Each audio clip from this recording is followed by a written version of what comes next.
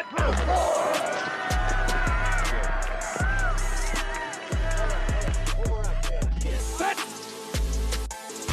4, 3, 1.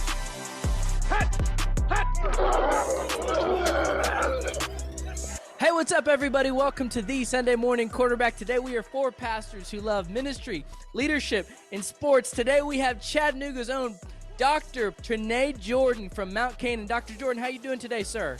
I'm doing fantastic, guys. How you all doing? We're great. Dad, we needed to bring another Cowboy fan to help us lick our wounds. How's it going in the Music City as we lick our wounds today? It's doing okay. I'm grateful that Dr. Jordan's here so we can gang up on Adam somehow. Even though we lost, we were going to win today. I'm sure Adam's going to find a way to attack our quarterback. Adam, how's it going in Virginia? Is it getting cold there yet? Yeah, it's kind of warm today, but it is a good day in spite of many sports realities going on in my life. And we'll touch on a few of those here in a moment.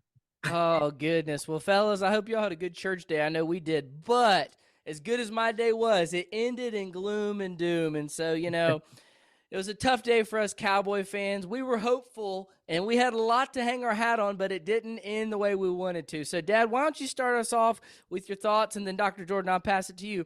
What is your takeaway from our Cowboys as they suffered defeat last night? I just want to say, last week, I banged on the table and stuck with my chest up high the Cowboys would win.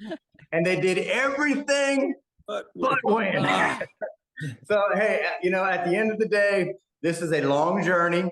We're playing for the playoffs. And I think for me, I was able to see my quarterback show that he can contend with the big boys. So at the end of the day, I believe a lot more heart, we're going to be in the playoffs. I really believe that we're the third best team in the NFC with the capabilities of being the best team. And so all I want is a shot. I think we're going to get a good shot. We have the remaining of the year to play some good, tough teams to kind of toughen up a little bit, tighten some things down. Our defense needs to step up a little bit.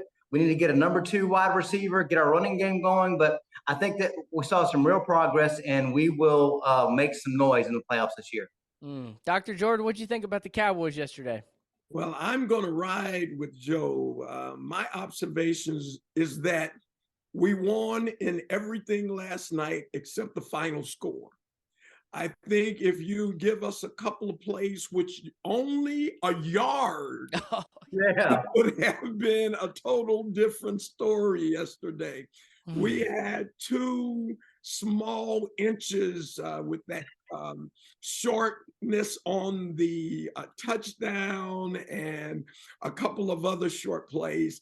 I'm excited. I don't know why we don't have a second receiver because Brandon Cook is out there. I don't know why we keep going to Galloway. So we're right there. We're a couple of inches from being the best. Oh man, Adam looks like he's ready to explode. All right, Doctor. Be objective. All right, Dr. Denny, give us the truth serum here. What did you see? Never cease to amaze me. I am fighting back throughout Joe's soliloquy. I'll use the Stephen A. Smith term, his soliloquy there. You guys, so let me ask you this, and I get it. Dak played pretty good. Pretty good. He played his butt off. All right, so here's my question. What about what Dak did last night is any different than what we have been seeing him do since he came into the league? That's what we've been saying. We know that he can be a decent quarterback, but he's not ever going to get you over the hump. We know that Dallas, their roster, over the last 8 years, they can hang with the tough teams throughout the regular season. But here's what I want to go ahead and make a little prophecy here. As as he played last night, and he may play better in the next regular season matchup. When the playoffs come, we know what's going to happen. That game last night, that'll be the farthest thing from your memory come January, February, because he will not show up like that come playoff time. Oh, and I'll say in the words of Stephen A. Smith, the utter blasphemy that you just dribbled out of your mouth. Man, he was converting on third down over and over. fourth down, over and over. The refs working against them. Gallup making drops, though. Right tackle, Terrence Steele, was just, he was just letting them blow by, and he just showed that resiliency. Now, there was some questionable play calling, too, in that red zone. I went back and watched it. Everybody's saying you can't take a sack there. He didn't see it coming from the right side.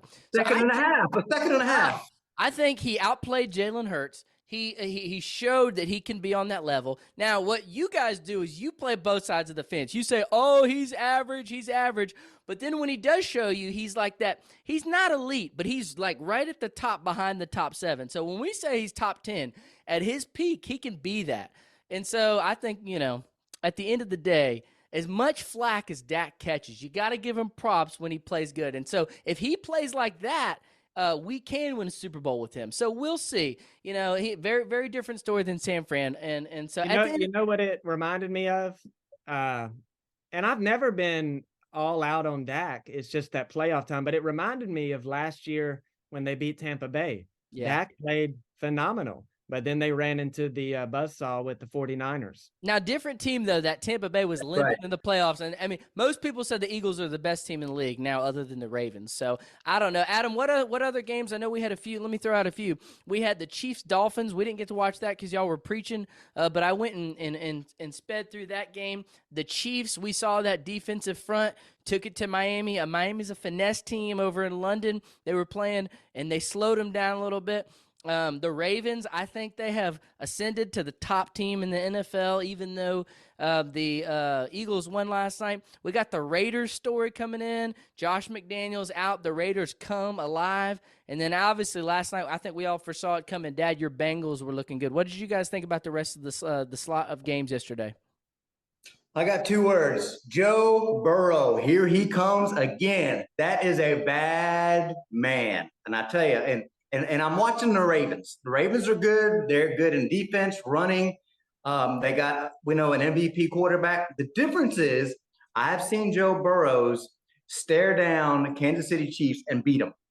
Baltimore, they fold in the playoffs. So I've got to see Lamar in the playoffs. He's not proven that yet. But Joe Burrow, I think they are coming alive. They're confident. They believe they could beat anybody, including the Chiefs. The things about the Chiefs is they got their defense is probably the best I've seen them in years. Let's kind of see how that offense progresses. So we've got a lot of teams beginning to separate themselves. And by the way, I think that Dallas is one of them. Adam, what stuck out to you? Yeah, I was going to say the Bills too. I did side with Joe in the preseason picks, and I've got them going to and winning the Super Bowl. So that was, I don't want to say surprising or anything, but Buffalo obviously is who they are, and that's a solid team, and they pretty much had that game in hand most of the game. But guys, you know what I'm likely going to say here. After last week and my Panthers get their first win, and my big fear back before the draft was CJ Stroud was going to be amazing. My goodness. He broke an NFL record for yards, and he threw, I think, 5 touchdown passes. I am in a state of just absolute mourning. This is while Bryce Young, who we have sacrificed our future for the next 3 years, throws 2 pick sixes and 1 more on top of that. Oh, man. I'm just like, I don't know, guys. Like, I might have to get off this podcast for a year or 2 because this is going to be years. That guy you were talking about.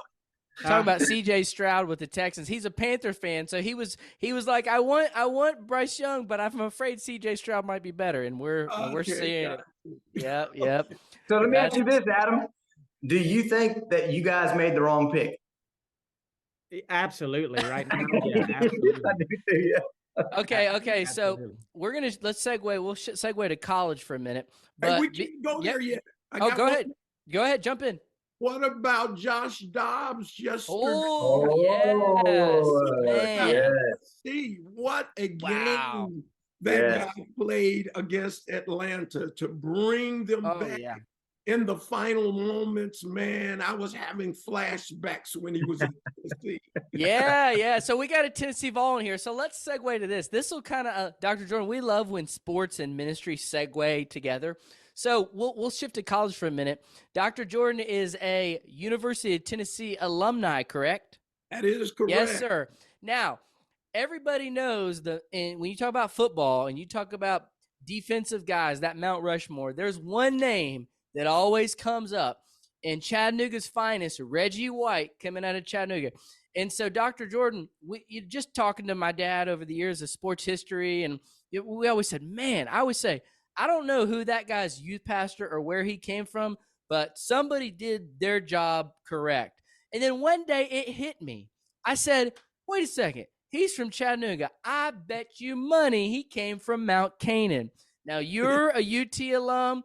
He was y'all's time kind of crossed over there. Can you share a little bit about him? You taught him at Howard High School, and seeing him play in Tennessee and coming through your church. Can you give us a little peek behind the curtain there? Yeah, Reggie was always a monster, but he was one of the biggest teddy bears you ever met when you met him off the football field.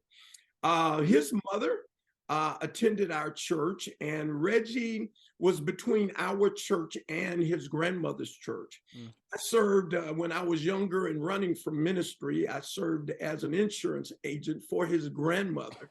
So I remember Reggie. During the time that Reggie was at Howard High School, I was there teaching a marketing course and had the opportunity to spend some time with him and Coach Pulliam, who was also a defensive lineman at the University of Tennessee. He had come to Chattanooga at Howard to coach them. So every chance I get, I like to brag a little bit that myself and Coach Pulliam and another guy by the name of Lerone Jennings that you guys probably know kind of encouraged him to go to Tennessee, and the rest is history. As a young minister, he did attend Mount Canaan under my father. I wasn't there a lot of the time that he was at Mount Canaan, but he did come up under, and there's never been a finer guy. When I moved to Fort Wayne, Indiana, I was involved in Stop the Madness. I was burying kids. It was Reggie during his time with the Green Bay Packers that he came for me every year for our youth, for the city of Fort Wayne. One of the guys that grew up in our church was working in Green Bay, and him and Reggie were very close. But there's never been a greater guy to come out of here and to represent us so well. Hey, Joseph, let me say one thing. Yeah. Reggie White, to me, at least in my age bracket, and it may be true for all ages, but he was the first outspoken Christian athlete that came out and publicly, with his chest up high, professed Christ as Savior. And, for me, I was just, coming out of high school, graduated in 90. And man, what an influence, particularly because I was a Cowboy fan and he was at Philly, and then he transferred to Green Bay. But he was the first one that I remember as an athlete that was so, not just, hey, thank you, Lord, but he was outspoken. And since that time, there have been many, many Christian athletes that have been as outspoken. But I think, at least in my time, he was the first. Reggie never made a secret about his faith and his belief in God. He gave God the glory and the praise every time he got a chance. Yep. Man, and he knew his Bible too. It's one thing to be a Christian athlete, but you could tell he spent his time in the Word. He was discipled well, and so that was awesome. Hey, kind of let's segue real quick to NBA, and we'll shift gears back down. Adam, I know you've been watching Victor Wembanyama of the Spurs, and there's been a lot of questions coming in of how high his ceiling can go. Why don't you start us, and then Dr. Jordan, you can give your thoughts too. Yeah, well, I texted you and said we have to talk about this young man because, he had all the hype, but it's almost like as soon as you tune in and say, all right, is the hype real? For me, I didn't even have to watch him score a basket because that guy out there, he's making Kevin Durant look small. And, of course, Kevin Durant has been making people look small for 15 years because he plays out on the perimeter. But, they played against Phoenix, and Wembanyama had a good game, and they almost came back and beat them. but then they played Phoenix again, and he just dominated that whole game. And this is how old is he? 19, maybe 18. You know, you're not supposed to be able to do that in your first handful of games, particularly against the likes of a Kevin Durant. I can't remember if Booker was playing that game. I think he was, though. He was Booker, But man, you know, I'm still in a state of mourning here because my Panthers did what they did, and who had the number 2 pick in the NBA draft this year? Charlotte. Of course, my lowly Charlotte Hornets. And, so I'm watching this young man, and it looks like they have struck gold. It looks like he's going to be playing at this level for at least 15 years. And the ceiling is the roof, as MJ once said. Yep. Just means the potential is through the roof. Dr. Jordan, what do you think? You know, I haven't had much opportunity to see this young man this year, except on Sports Center, and it seems like he's doing a phenomenal job. I'm still stuck in football season trying to shift to basketball. But I want to say this, guys. The team that I'm watching this year is the LA Clippers. Oh, yes. My cousin was their number 1 draft choice. Really? Brown, Kobe Wow. Bryant. Wow. That is my cousin who played for Missouri, Wow. who came to Tennessee and stuck the dagger in our heart last. Yeah. But I've been following them, and they keep adding people like Horton and those guys, which I'm thinking is pushing him closer to the other end of the bench. But you guys keep an eye on him. Yeah. This kid, this summer in one of the summer leagues, scored like 35 points with 7 threes. Woo. Wow. So, he's a great ball player, but I've got to kind of stay focused right now these next few weeks to see what Tennessee is going to do in football and what my Cowboys going to do the next few weeks, and then I'm going to turn my eyes to Yep. and I'll look toward the Spurs for a moment. Yeah, that's good. Hey, while you're talking about Tennessee, I know we had a tough they had a tough game in Tuscaloosa. They came out looking good in the first half and then laid an egg in the second half. What are your thoughts on the state of Tennessee football? Do you think they can get to that SEC championship barrier, or do you think they can maybe pull out a win against Georgia in a few weeks? What are you seeing so far? Was that question to me? Yes, sir. I need to pray before I answer this. Quick to hear, slow to speak. I know you guys want to hear the answer I want to give. But I've been watching Georgia here, and Tennessee will get all of my prayers. And I think it's going to take more than my prayers for us to get across the hump. But I still believe we've got a great opportunity to end the season for a New Year's Eve, New Year's Day 6 Bowl. So Yep. Hey, I tell you what, Georgia was looking a little suspect in the first half against Missouri the other day. So we had some close ones. We have that one and Florida State. And I don't remember a time where college football has ever been so wide open. So let's move on to our preacher picks. And Dad and Adam, you can wrap us up. Adam, we got really, there's not many good games this week, but 2 in college and pro that jumped out. Y'all can take which one you want. We got the 49ers versus the Jags. The Niners are coming off on a 3-game skid, and the Jags are ascending. And then in college, we got Michigan with all their controversy, and then Penn State coming off a butt whooping from Ohio State. Adam, well, what are you looking at? Well, first shout out to my Liberty Flames, ranked number 25 in the nation. It's a big deal, but we've seen that again, so shout out to them. But you took it right out of my mouth, Joseph. Here's what I'm looking at, and this is more me hoping than anything, but maybe there's some legitimacy to it. I want to see either Michigan or Georgia lose this weekend, and I think at least one of them will happen. As you said, Michigan has all of this stuff going on in the program, and maybe, just maybe, some of their players are already thinking about Ohio State. And Penn State, every year, they almost beat Ohio State. They almost beat Michigan. It's like literally clockwork. Every year, they almost beat one of them. Maybe this year is the year. And then you've, of course, got Lane Kiffin. You always got to watch him. He's got Ole Miss doing well. And Georgia, they barely escaped Missouri. And remember, that happened to them last year, too. So I hope at least one of these can pull off an upset and create further parity for the landscape moving forward. Good. Dad, what do you think? I'm watching the Pac-10. I think you have two tremendous teams in Washington and Oregon. Their offense is just unbelievable. Georgia, they've kind of been hanging around, and you have to be fearful of that because they kind of did that last year, and they know how to put that pedal down. So, until they're beaten, you just got to consider them the favorite.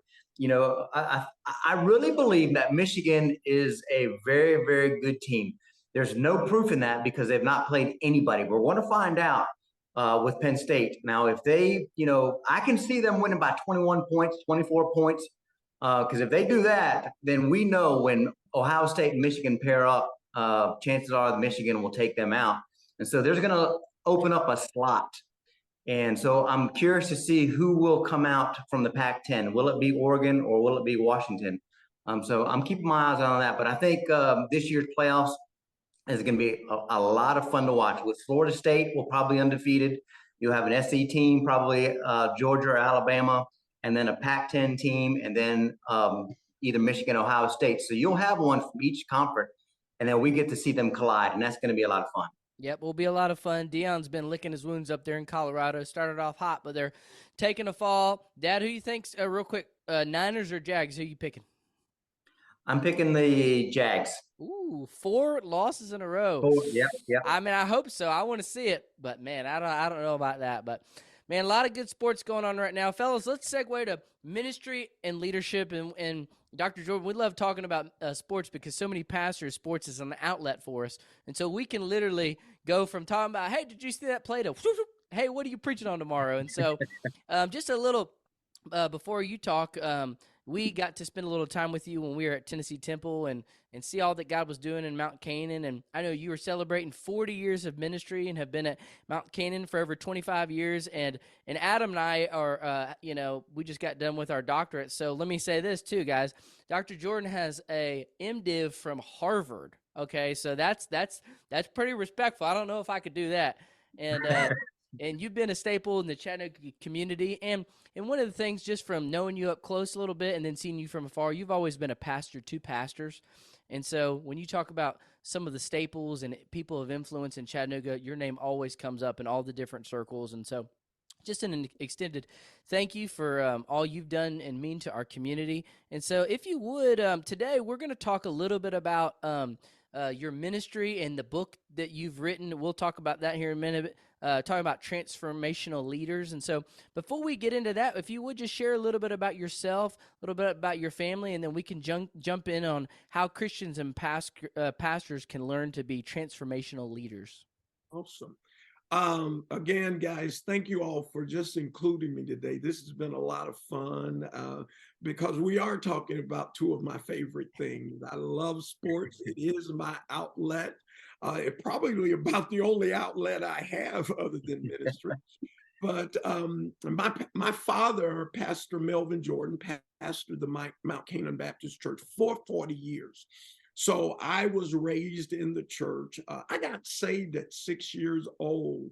And the amazing thing that many people don't believe, I believed I received a call on my life to preach the gospel at 7 years old. And once I got saved, I really became a student of the word, growing up, following and watching my father. I was determined not to preach the word, though. So my career has taken me from the top to the bottom. I've been everything in my professional life. For the Lord allowed me to kind of run from the ministry for about 20 years. I served as a teacher coming out of the University of Tennessee, went back to Brainerd High School where I graduated from 3.5 years earlier. And I taught there for a couple of years, totally dissatisfied, left the classroom, went to work for Johnson & Johnson Products. and became a territory manager, was promoted, shift off to Southern Indiana, Southern Illinois, Western Kentucky as my territory. Did that miserably for very successfully, but miserable because I just knew I wasn't fulfilling my calling. Ended up coming back to Chattanooga and receiving my call. Excuse me. I pastored a church here in Chattanooga, Bethlehem Baptist Church, over in North Chattanooga Church that was 100 years old. And I get my PhD from there because they taught me a lot those 5 years. And then once the Lord found out, I had figured out that these were not my people, but they were his people, and my job was to really preach to them. He says, I think you got it now. And he moved me to Fort Wayne, Indiana for 15 years. Those 15 years were really some of the largest developmental years. It was there that I had the opportunity to attend Harvard and not just become the pastor of the Greater Progressive Baptist Church there that had 25 members when we left. 15 years later, there were 2,500, and they were doing some amazing things in the community. The only reason I left is because my dad retired here, developed Alzheimer's, and the Lord convinced me that I needed to come back and take care of my family. So my dad had retired 2 years, 2002, and in 2004, Mount Canaan was still looking for a pastor. My dad developed Alzheimer's, and the Lord promised me that if I came back and was faithful to him, I told the Lord 2 things when he was challenging me to come back. Lord, look at what you and I have done here in Fort Wayne. And he clearly said to me, Ternae, you had absolutely nothing to do with this. I said, okay, Lord. And then the second thing I said, but Lord, the vision that you have given me, I'm not sure I have the mindset of the people in the Mount Canaan Baptist Church to do the things that you, I think you're calling me to do. And his response was, I will send you what you need when it is time. He never told me it was going to be 20 years, but we're there now. I really to see God fulfilling his purpose. Yeah. That's super cool. Dad, when you hear that term transformational leadership, what jumps to mind, whether in the church circles or in the public sector doing life on mission?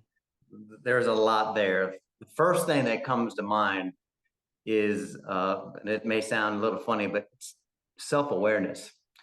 I think it's real important to know who you are down deep.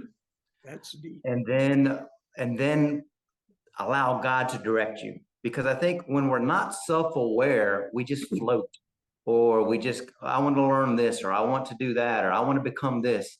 I think it's important to self-examine, have a self-examination of yourself in your self-awareness. So you know who you are, you know where your strengths are, you know where your gifts are. And then you put yourself with the Lord's direction in the direction of his choosing that goes hand in hand. So it's not just something that you just kind of blow around and then you become a transformational leader, or you become who you want. It's a step-by-step process that I think it's important that you grasp and then put yourself on that direction, and then God will put you on a trajectory. So there's a team that he leads and we follow, but it's not just something that you just walk and you get there. It's something that you have to take part of and take ownership of. Allow God to lead you, but you have a part in it. That's good. Adam, what comes to mind? Go ahead, Doctor. Go ahead. It sounds like he's read Crossing Jordan. This is the perfect explanation of why I've accepted the fact that I'm a transformational leader. This book is about my life. It's about looking back over my life, even the years that I was running from leadership, understanding that for the journey that I was on, God had his hands on it, preparing me.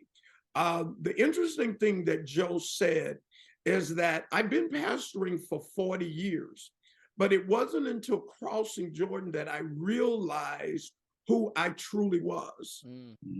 Because for the past 39 years, I was being what, number one, I thought I knew the Lord had called me to be, and what other people had said I was going to be, and who they said I was. But it wasn't until I started writing Crossing Jordan that I had to go back and reflect on the places and the situations that I've been in where God brought me through, and finding out that those challenges and those rivers and those stones that come out of the Jordan River, that we're supposed to remember that God was using them to transform me so that I could share that wisdom with leaders who have coming along behind me. So thanks, Joe. Man, I should have had you write the preface. Adam, what comes to mind when you hear transformational leadership? I'm not too sure, because I feel like we would need to define what those terms mean, but I like what Joe said about, a basic understanding of what that might mean is being self-aware, because there's a sense in which we all want to transform, to be transformed, and then to see others be transformed. But it takes a good level of self-awareness to know how to do that and at what rate and what pace to do that, regardless of what ministry context you're in. And, I can't help but think about, this may be from left field a bit, but, Steph Curry and Draymond Green, they are both some of the best leaders in the NBA as far as getting the job done and getting the W. But boy, what a difference of personality and even their approach to the game. One is soft-spoken, mild manner, behind the scenes, the hardest worker, but really doesn't get out in front and speak, that kind of stuff. And then you've got Draymond, who's just the complete opposite of that. He talks nonstop, and he's obviously very, very brash often when he does that. And I think that's true of leaders. There are leaders.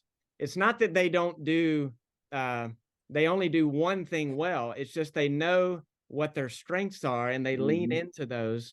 And I think to be self-aware is to realize who you are. For some of us, some pastors, it may be you are kind of that crossing the Jordan guy. You've got a vision out in front of you. And for most people that are beside you, behind you, it's brand new. And God has called you uniquely and gifted you uniquely to cast that vision and to get out ahead and lead your people. But for many, we are more like reformers. So kind of Nehemiah, there are those that were building, and then also they have something to keep and defend off on the side. So whatever your leadership giftings are, you need to be aware of those. And it's not that you neglect doing other things, but you need to be aware of those and reach your full God-given potential as you do. Let me add one thing real quick, Joseph. Yeah. I remember as a young leader,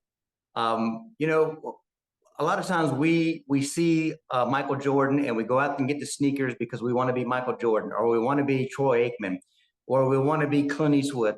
When we have a natural bent to see and find heroes, and then we want to be those heroes. Well, that happens even in the pastorate. And I remember for me, I was trying to put together a sermon like Adrian Rogers, or I like the way Dr. Falwell led. And those things are fine if they can encourage you and inspire you. But when you try to take on their role and their identity, that really can cause you to take a step back. And once I really begin to tip into the waters of transformational leadership is when I realized, okay, be who you are, and be comfortable with who you are, and be comfortable with weaknesses that you have, and know your strengths. And when that happened and I got comfortable with me and unleashed the power of God within me to actually do and be, because now my goals were coming from God. There weren't these goals that Adrian Rogers had or Dr. Falwell. And then once you begin to meet your goals and do the things that God has called you to do, then you find that confidence, and then it, the spigots open up where the Holy Spirit can use you because you're just empty, free, and comfortable with who you are. So basically, you're talking about how when I try to emulate Dr. Jordan or Tony Evans in my preaching style, I just can't quite measure up the same. Hey, Dr. Jordan, real quick, coming up on 40 years of ministry, talking about leadership, well, let's put on our pastor's hats for a minute. As you look back and reflect on your ministry or your time at Mount Canaan, is there any, sometimes we, in different seasons of the life, the Lord shows us different things. Is there any leadership lessons or key takeaways that you're like, okay, now I can see the real priorities or this, or some of the leadership struggles or challenges, or what kind of jumps in your mind when you talk about pastors and leading and the things of value, would you say? One of the biggest challenges for leadership is that if you've never followed, it makes it very difficult to lead. And one of the challenges that I'm seeing in the ministry is that there are a lot of people who are trying to lead and shepherd sheep that have never been fathered or shepherded themselves. I think for me, that is what has been my greatest gift. Other than the salvation of my Lord and Savior Jesus Christ, I had Melvin Jordan, my father, and that's why the book is really called Crossing Jordan. It's not so much about crossing me as much as it was of crossing him, having a leader who truly loved God and who truly loved people, that I was able to walk. I didn't really have to find the path. All I had to do was walk in his footsteps. And I think, and I guess for me, as I look back over my 40 years and look at even the landscape of today, it's important that you have mentorship. It's important that you have someone to emulate, not be like, but at least have a pattern. I've been really studying over the last couple of years the leadership of Jesus. I think we've gotten caught up in wanting to have big ministries and having mega ministries, and we're say we're following Christ. Well, Jesus never had a big church. As a matter of fact, Jesus only had 12 members in his church the whole 3.5 years that he was on earth, mentoring these 12 young men. And they all had different gifts, different talents, and different struggles. But Jesus, by spending time with them, was able to transform them to the point that what they did, we're still preaching and teaching about it every day and every Sunday. And so for me, watching my father and having that father's mantle, having the ability to, I never had to question anyone. Whenever I had a problem, I never had to go to somebody where I wondered if they were telling me the right thing or the wrong thing. If my dad said it, that's all I had to do was do it, because I know he had my best interest. And so as I look back at that, I start taking those nuggets. I called it Crossing Jordan because my dad always wanted to write a book. And in his letter, you got to remember, this guy grew up picking cotton in Alabama. I mean, he wasn't college educated, and yet God called him, and he furthered his education, and he built the Mount Canaan Baptist Church into what he handed over to me. And so just to go back and just pick up his wisdom and knowledge. And I want to say this. For me, transformational leadership is not knowledge. It is not knowledge.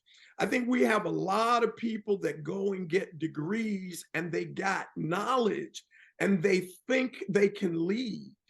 But really, wisdom is knowledge and experience.